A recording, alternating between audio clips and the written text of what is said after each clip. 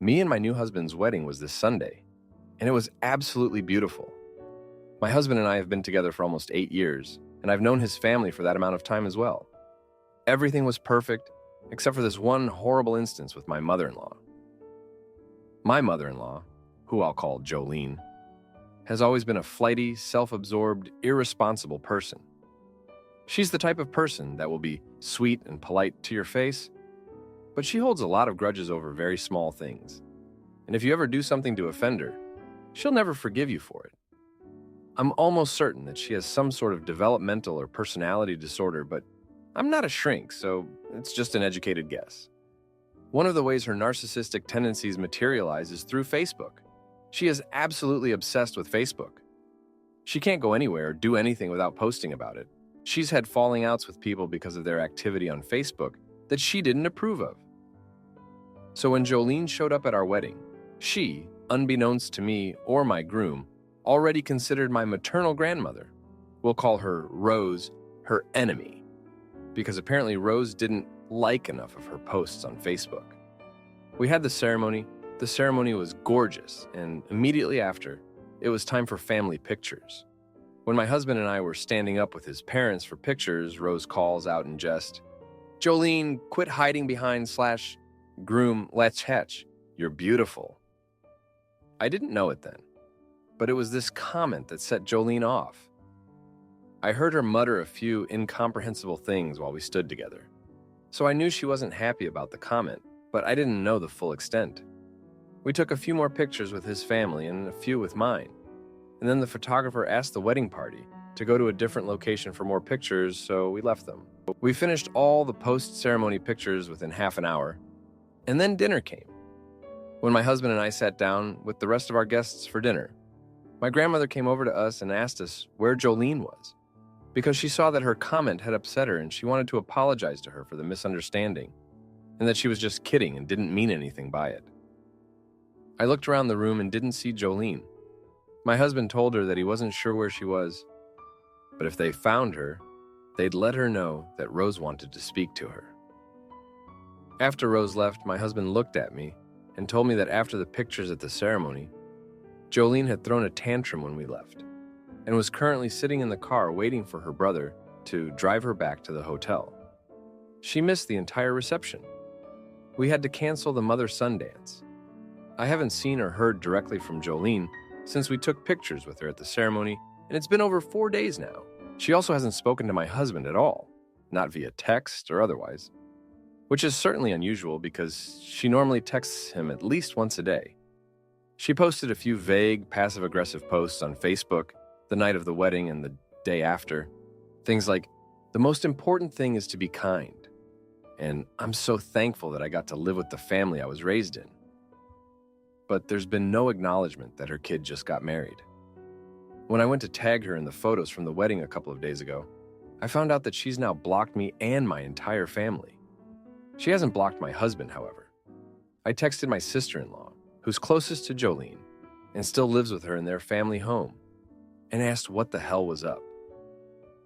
My sister-in-law told me that Jolene apparently feels bad about missing the wedding, but is taking a what's done is done approach to it, and is only considering apologizing to my husband for missing 75% of his wedding. My sister-in-law hesitantly told me that she was sorry, but that I shouldn't be expecting an apology from Jolene because Jolene has never actually liked me because of the Starbucks incident, which, in its entirety, is that 6 years ago while we were visiting. I told my husband that I was going to grab a coffee from Starbucks, and I asked if he wanted anything. I didn't remember my manners, apparently, to ask Jolene if she also wanted anything from Starbucks, and she's held a grudge about it all this time, thinking that I'm a bad person and wasn't raised right. I brought this to my husband, and he says that he loves his mother, but if that she doesn't apologize to both of us, he's uninterested in hearing anything she has to say, and he's unwilling to speak with her for the foreseeable future. I think he plans on trying to slowly restore the relationship if she does end up apologizing to both of us. But frankly, I'm so furious that she took her second son's only wedding and made it all about her and didn't even consider his feelings or how much it might hurt him. She missed a once-in-a-lifetime milestone for him, all because of her vapid, conceited social media presence. Because of this, I'm just considering going no contact with her myself, even if my husband does still want a relationship with her. Right now, I'm planning on doing only the bare minimum with her, if he ends up wanting it. Going to Christmas, being civil, but not engaging in any conversation or texting her outside of visits or anything like that. I'm comforted by the fact that this is only even remotely a possibility if she does end up apologizing to both of us. And my sister-in-law doesn't even think that Jolene will apologize to my husband, much less me. How the hell am I supposed to handle this? Now for a few comments before the update. Comment 1. How am I supposed to handle this? Be grateful she has blocked at you.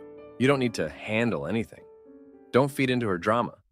Don't text sister-in-law anymore about it. Ignore her and ignore what she has done. Don't mention her again. And don't waste energy being furious about it on your husband's behalf. Do not vent to your husband about it. Do not turn your wedding into an unpleasant memory. Why would you keep drawing it out and ruining it? Talk with a therapist about it if you need to vent. Your husband has been dealing with this vindictive drama queen all his life. Let him leave this behind as much as he wants to. If, when she gets back in contact, gray rock of her all the way. It's the only way to deal with these vindictive energy vampires. Don't play their games. Comment 2. You are not supposed to handle this. It's your husband's duty to handle his family, and it already sounds like you and he have decided what to do, so just stick with the plan. Your life will be a lot more peaceful without her in it. I'm sorry you had to go through that, and I'm even more sorry for your husband. Some people feel entitled to be in their kids' lives and forget that their kids grow up to become their own people. Stand behind your husband and let him take the lead in dealing with his family. Support him in any ongoing drama, but don't feel responsible and don't get in the middle of it. It's not your fight. Be happy that you married a man who can set boundaries with his mom and sees her craziness. Now, for the update, thanks for sticking around for the update. Well, it's been 2 weeks since the wedding fiasco with Jolene, and let me tell you, things have only spiraled from there. After the silent treatment and the Facebook blocking, I thought maybe she'd cool off, but no such luck. Instead, she's doubled down, and it's like she's on a mission to make our lives miserable. Just a few days after the wedding, my husband's phone buzzed with a message from his mom. We both thought, finally an apology, but we couldn't have been more wrong. Jolene had sent a long, rambling text accusing Rose of deliberately trying to humiliate her at the wedding. She claimed Rose had been plotting against her for months, citing some ridiculous evidence, like Rose not commenting on her Facebook posts. It was absurd, but Jolene was dead serious. My husband tried to reason with her, but Jolene wasn't having any of it. She demanded that he choose between her and me, saying that if he didn't stand up for her, he was just as bad as Rose. It was emotional blackmail, plain and simple. My husband was torn up about it, but he stood his ground, telling her that he wouldn't be manipulated into turning against his own wife or grandmother. That's when Jolene did something that shocked us all. She went to our favorite local bakery, the one we'd ordered our wedding cake from, and told the owner that we hadn't paid for the cake, which was a complete lie. The owner, who we'd known for years, was confused and hurt, thinking we'd stiffed him. It took a lot of explaining and showing receipts to clear that up. Jolene's lie could have ruined our reputation in town. But the real kicker came when Jolene decided to throw her own celebration of marriage for my husband and me. She invited all her friends, our extended family, and even our neighbors.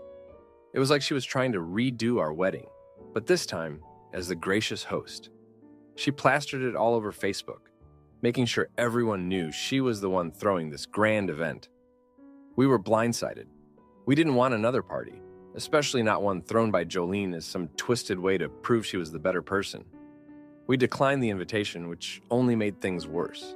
Jolene told everyone who would listen that we were ungrateful and that we'd snubbed her generous offer. At this point, my husband had enough. He confronted Jolene at her house in front of my sister-in-law. It was a heated argument, with Jolene playing the victim, and my husband trying to get her to see reason. In the end, he told her that until she could act like an adult and treat us with respect, she wouldn't be welcome in our lives. It was a tough decision for him, but it was the right one. We couldn't keep letting Jolene's behavior slide. It was like she was trying to rewrite history, to paint herself as the wronged party when she was the one causing all the drama. Since then, things have been quiet. Too quiet, if you ask me. Jolene hasn't reached out and my husband is sticking to his guns. We've been spending a lot of time with Rose, who's been nothing but supportive through all of this. She feels terrible about the whole situation, even though none of it is her fault. As for me, I'm just trying to move on from the whole mess. I'm focusing on my relationship with my husband and the life we're building together. It's not easy, knowing there's this rift in the family, but sometimes you have to stand up for what's right, even if it means cutting ties with someone you once cared about. Thanks for reading. Aita for considering leaving my fiancé after discovering their gambling debt and violent outbursts. My fiancé and I have been engaged for a little over a month and a half, but we've seriously been together for a year, and we have known each other for 6 years. He inherited a home from his mother, which sped up the process of me moving from the state I lived in previously to the state where the home is at the beginning of the year. My partner landed a job at a very small operation as a sous chef, making $19 per hour, part-time with no benefits earlier in the year. Needless to say, money has been incredibly tight. Because of the nature of the industry I'm in, it took 3 months before I landed a salaried, permanent, and full-time position as an integrated health educator for about $47,900 per year. My partner also has severe unmanaged borderline personality disorder, BPD, and as our stress has increased due to finances, his episodes in which he splits have become more frequent with way less time between them.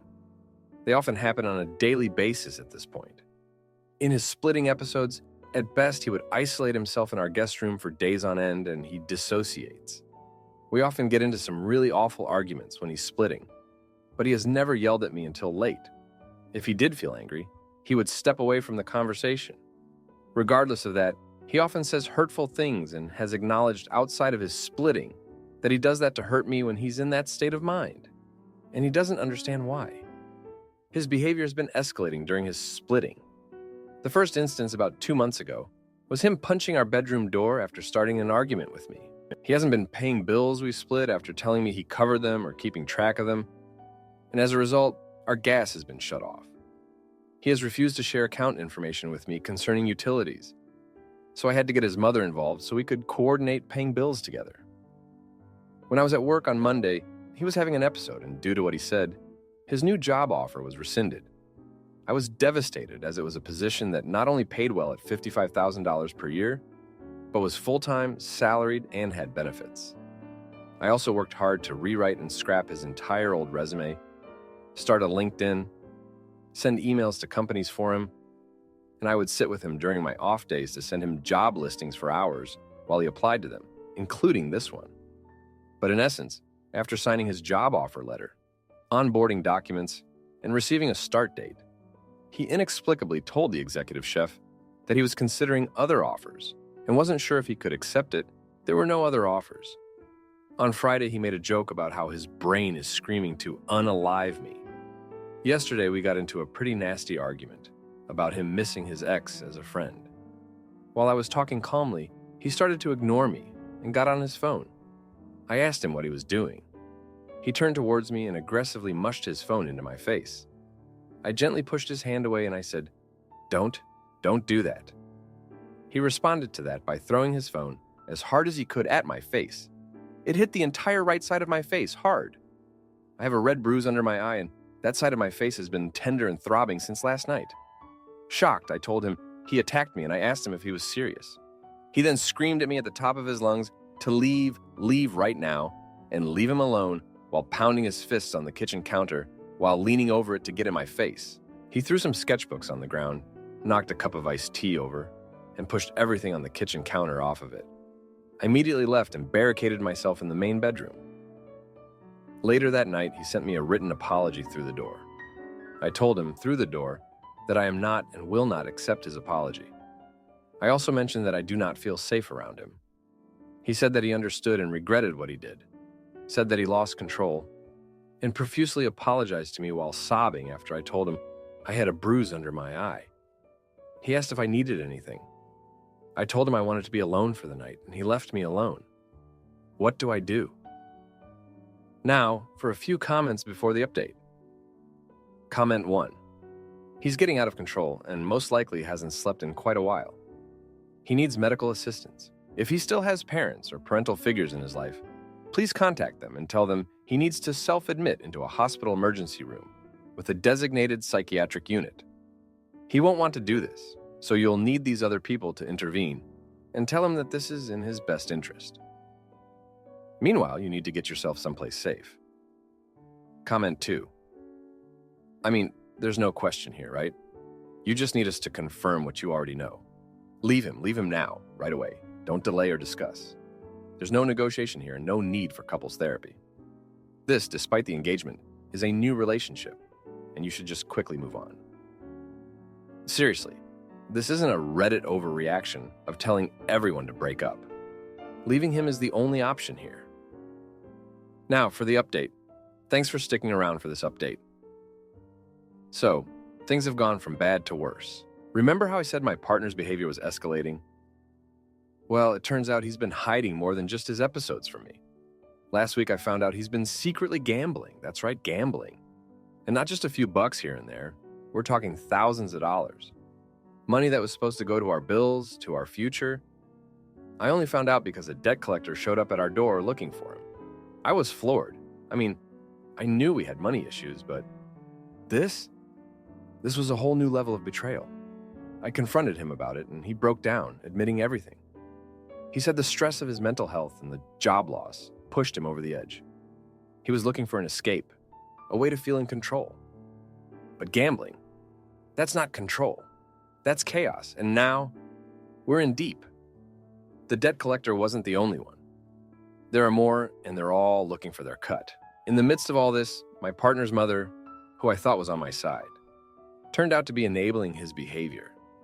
She's been loaning him money behind my back, money he's been using to gamble. She knew about his problem and said nothing. She even had the nerve to tell me that I should be more supportive, that I wasn't doing enough to help him with his BPD. Can you believe that? After everything I've done, everything I've put up with, she's blaming me? But wait, it gets better. Just when I thought things couldn't get any more complicated, my partner's ex, the one he's been missing as a friend, showed up. And she's pregnant. Apparently they had a fling just before he and I got serious. And now she's carrying his child. She wants him to be involved, to be a father. And him? He's actually considering it. He says it's his responsibility, that he needs to step up. Never mind that we're engaged, that we were planning a life together. Suddenly, I'm on the back burner. So now, here I am, stuck in a house that feels more like a ticking time bomb than a home. My partner's gambling has put us in debt. His mother is undermining me, and his ex is expecting his baby. And the worst part, I didn't see any of it coming. I've been so wrapped up in trying to make things work, in trying to help him manage his BPD, that I didn't notice the lies, the deceit, the sheer magnitude of the mess he was creating. I'm not sure where to go from here. I've been trying to hold everything together, but it's like every time I patch one hole, another one opens up. I'm tired, I'm angry, and I feel like a fool. I thought I was building a life with someone I loved, but it turns out I've been living in a house of cards, and it's all coming crashing down. Thanks for reading this mess of an update. Aita for moving out with one dog to escape the chaos of my partner's aggressive Rottweilers. Hi friends, I hope you all can help with some advice, because I am desperately in need of outside help. My partner, 36 years old, and I, 39 years old, have 3 Rottweilers, Mama, 12 years old, Daddy, 11 years old, and son, 5 years old. These dogs were my partners when I moved in with him 3 years ago. I love them all separately. Over the last 2 years, Daddy Dog has decided that he hates his son. Son is fixed. My partner never had Daddy Dog fixed, despite me asking for that to happen. This has caused intense issues between the two, to the point where they have to be separated at all times. One has to be always in a crate, which I hate. If they aren't separated, Daddy Dog will absolutely start a fight. Son Doggy is a sweetheart and beyond not aggressive. He is a goofball who just wants to have a ball thrown in play, but will defend himself if attacked by his dog dad. We are at the point where Daddy Dog has gotten out of his crate and caused major injuries to 3 people, including myself, and caused 2 of us to have to go to the hospital. I know it's not advisable to break up a dog fight, but these 2 would have literally ended the life of one another. So the last time they got into a fight in January, I had to intervene even though they both outweigh me. I now have scars on my arms, hands, and face with permanent nerve damage to my dominant hand. My partner is completely resistant to doing anything about the aggressor because he's had him since he was 5 months old. We've tried Xanax, Trazodone, etc. He has bad reactions to all of these. I've consulted with a Rottweiler expert breeder who told me that this will never change or get better. Now I feel like I'm just waiting for this dog, who I love when he's on his own, to die, which is horrific. To me, it's completely unfair to both the dogs and us humans to keep one crated at all times and play roulette with the possibility of more violence between them. I am terrified constantly of screwing up and having them get into another fight. I am exhausted, still in pain, and totally lost as to what to do in this situation. I am the primary caretaker of the dogs, as my partner is working to open the business, and has gone from 6 a.m. to almost 7 p.m. daily. I hate that these dogs aren't living their best lives. I am scared of one escaping a crate while we're at work, and I sprint home from work daily to make sure all is okay. I have 0 life outside of work and dog care. My partner's sister has said more than once that Daddy Dog needs to be rehomed or put down, but my partner won't even consider either of those as a possibility. Please, random internet friends, what do I do? I am at my breaking point. Thank you for any constructive help. Now, for a few comments before the update. Comment 1, hold up. You're in a hurtful relationship and only seem to be focusing on the dogs? One of the ways I feel conflicted and didn't share is that the daddy dog on his own has also absolutely been a protector. When my partner has become physical. Like, how can this dog want to destroy his own son when he is so fiercely protective of me? When your partner became physical? No wonder why he doesn't give a F that his dog violently attacked you. He does it too. Why are you staying in this situation? I understand money is tight, but staying in a hurtful relationship where your partner doesn't care about your safety is not the move. Being treated like you don't matter and ignored when you voice concerns is not partnership. Abuse is not love.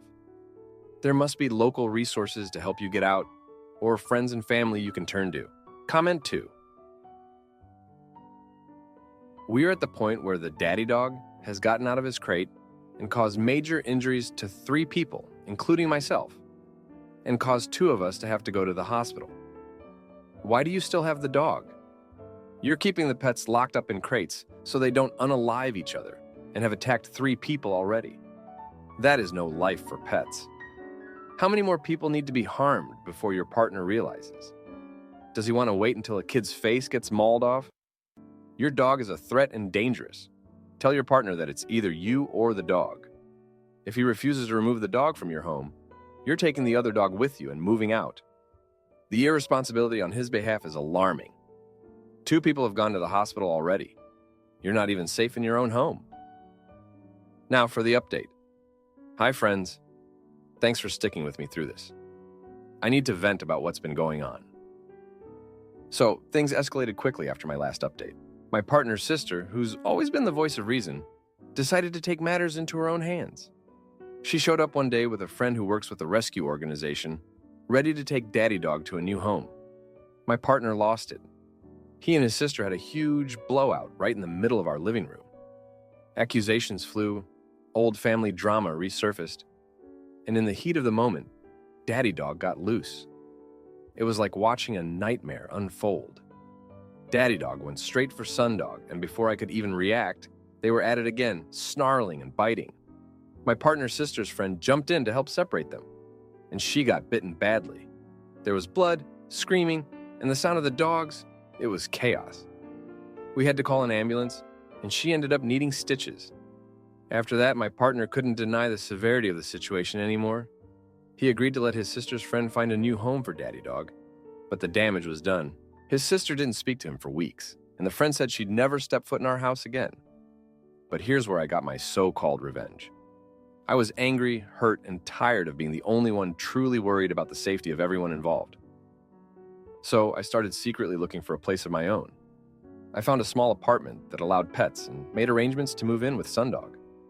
When I told my partner, he was shocked.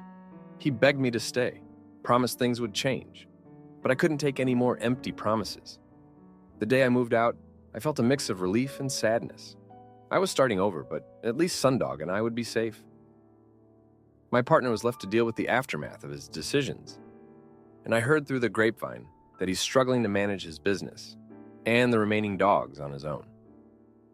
I've been settling into my new place, and Sundog is like a different animal, playful, relaxed, and no longer living in fear. It's not the life I imagined, but it's peaceful. I still care about my partner, but I had to put my safety and well-being first. Thanks for listening, everyone. Your support means a lot.